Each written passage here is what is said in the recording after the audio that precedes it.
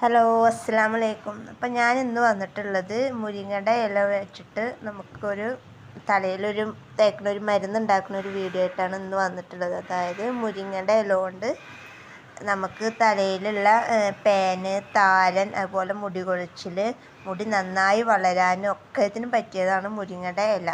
മുരിങ്ങയുടെ ഇല നന്നായിട്ട് മിക്സിയിൽ അരച്ചെടുത്തതിന് ശേഷം നമ്മളത് തലയിലും മൊത്തത്തിന് നന്നായി പരട്ടിയതിന് ശേഷം നമ്മൾ ഡെയിലി ഇതുപോലെ ചെയ്ത് നോക്കി മുടി നന്നായിട്ട് വളരും.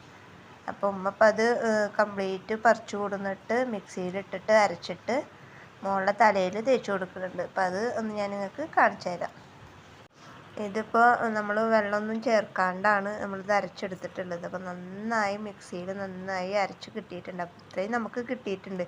അപ്പോൾ ഇത്ര ഒന്നും നമുക്ക് ആവശ്യമായിട്ട് വരുന്നില്ല. അപ്പം നമുക്ക് ആവശ്യമുള്ളത് എടുത്തിട്ട് ബാക്കി നമുക്ക് ഫ്രിഡ്ജിൽ സൂക്ഷിക്കാം. അപ്പോൾ നമുക്ക് ആവശ്യമുള്ളപ്പോൾ ഒന്നെങ്കിൽ ഡെയിലി തേക്കാം, അല്ലാന്നുണ്ടെങ്കിൽ ആഴ്ചയിൽ ഒരു ദിവസമായിട്ട് തേക്കുക. ഇതിപ്പോൾ ആഴ്ചയിൽ ഒരു ദിവസമാണ് തേക്കാറ്. ഡെയിലി തേക്കാൻ പറ്റില്ല, കാരണം അവൾ സ്കൂളിൽ പോണ കാരണം ഡെയിലി തേക്കാൻ പറ്റില്ല. അപ്പോൾ ആഴ്ചയിൽ ഒരു ദിവസമാണ് തേച്ച് കൊടുക്കുന്നത്.